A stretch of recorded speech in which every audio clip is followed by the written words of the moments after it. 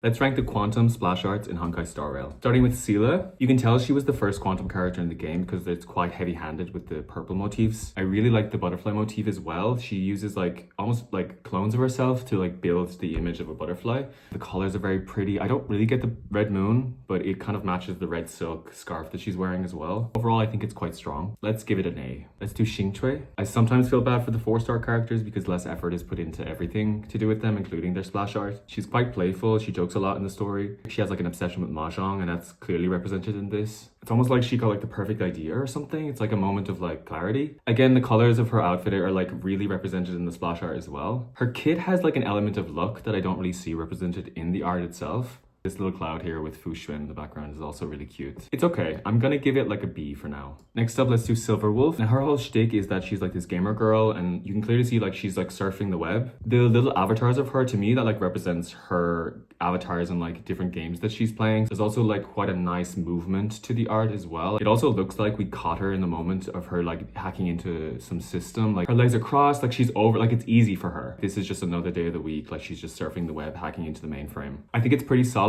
I would give it an A. Okay, let's do Fu Xuan. This is really pretty. This is really pretty. She's quite an interesting character as well. She strikes me as like super esoteric, like very much in her own mind at all times. Like she is a psychic. To me, this is like we're glimpsing her mind palace when she's like doing some sort of ritual summoning. She's very like in tune with the stars, and you can see a lot of constellations in the art as well.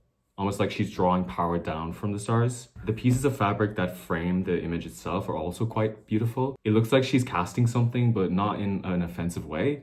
Almost like she's in like a defensive stance, which stays true to the path that she follows, which is the preservation. I really like this. It's very location based. I'm gonna give it an S actually. Okay, next up, Lynx. It's very beautiful, like the Aurora Borealis in the sky, it's gorgeous. I also like the departure from the purple motifs of like previous characters. Like it is quantum, but we don't have to go so heavy-handed with the purple. What I also really like is there's an actual Lynx in the left corner, like peeking at the character Lynx. Like it's a lynx within a lynx. Obviously, she's an explorer and she, I guess, loves to eat rations. To me, this just seems like a cop-out by Hoyo, like making a 4-star splash art.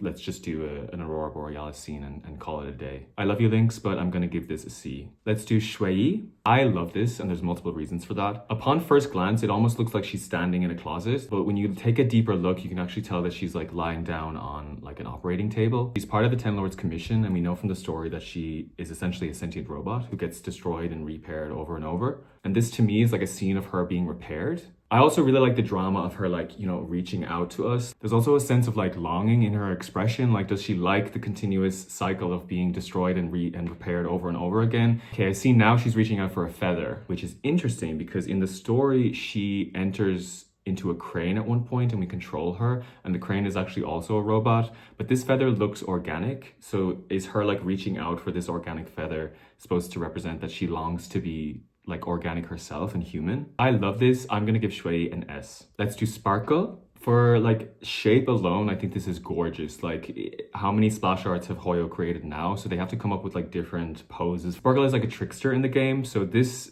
to me screams like she's like tempting you toward her. It looks like she's laying in a puddle, but it also could be like a portal. Like these are quantum characters, and what quantum is in the game is never really explained. We know it's not necessarily organic, so like this to me is like, is she tempting us into a portal to another realm? I also like the goldfish motifs surrounding her, like she uses goldfish in the game. While it's very pretty, I like the colors. I think Sparkle looks so cute. I don't think it represents her fully as a character. I think there's so many other directions and angles you could have taken for like a trickster character. There's something left unsaid here for me. I'm gonna give Sparkle a B. Now it's Jade's turn. This is gorgeous. So Jade obviously leans into like biblical references, like she's probably the representation of like Eve in the Garden of Eden. But temptation for Jade is represented through like greed, I think. And you can see that represented with like all the golds and the jewelry at her feet. But I also like is this person at the bottom like crawling up to Jade. It's almost like they are dying, like they've given into greed so much that they're beginning to like